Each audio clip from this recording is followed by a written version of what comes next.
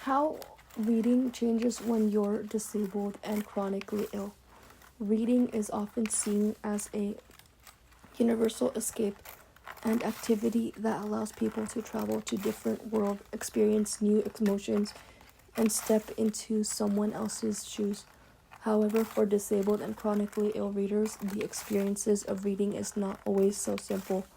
For cognitive fatigue to sensory overload, the way we interact with books is deeply influenced by our conditions. As someone who is disabled and chronically ill, I find I found that my relationship with reading is shaped not just by my love for stories, but also by my challenges that come with my body and mind.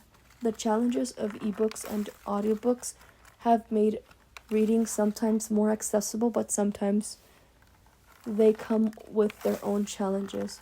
Audiobooks, while helpful when I don't have the energy to focus on reading, requires a different kind of concentration. If my brain fog is bad, I might have to process what I'm hearing, forcing me to rewind constantly. Some days, even listening to a book feels sometimes exhausting and overwhelming, making it frustrating when I want to just read, but my body and mind won't cooperate. Cognitive fatigue and focus issues beyond sensory barriers. Cognitive fatigue plays a huge role in how I engage with books.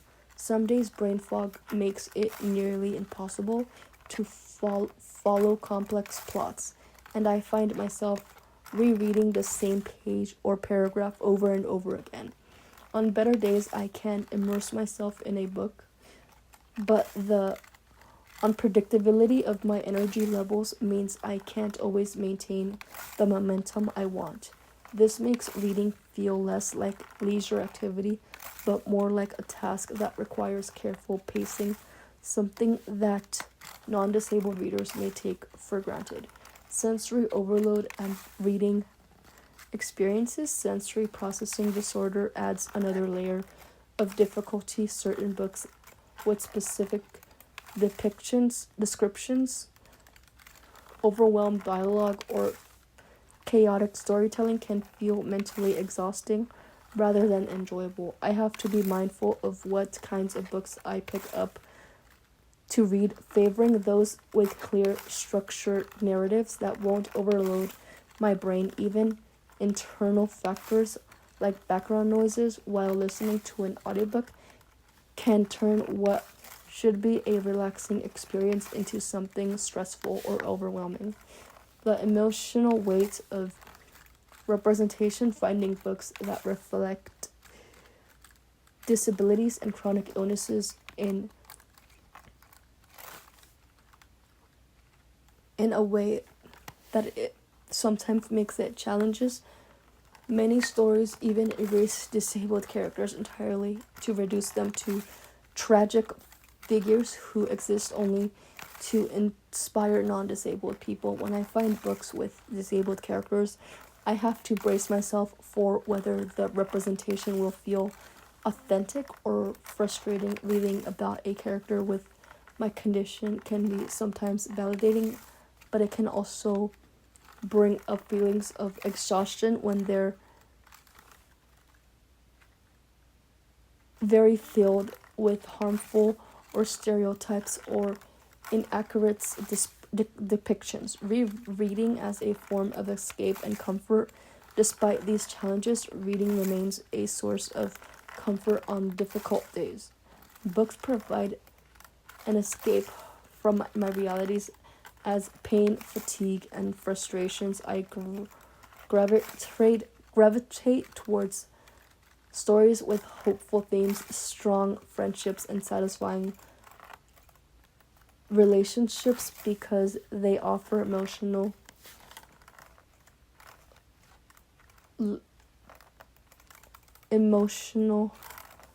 parts from the unpredictable of my own life. While I can't always read as much as I like, cherishing the moments when I can lose myself in a story, when it's just for a few pages or a short audiobook section at a time, the need for accessibility and change, and publishing industry has made some progress in accessibility, but there is still a long way to go for more books need audiobooks availability and other formats that cater to different needs. Additionally, audio authentic disability representation should be more widespread in middle grades, young adults, and romance books.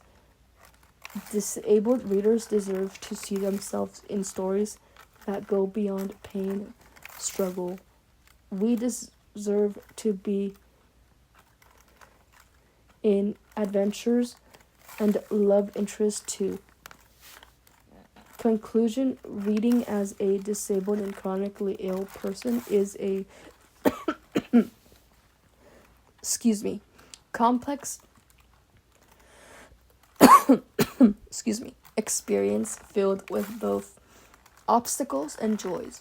While cognitive and sensory barriers can make reading difficult, the right books at the right time can offer comfort and escape. However, accessibility and representation in books needs to improve so that disabled readers don't have to work so hard to find books that meet their needs.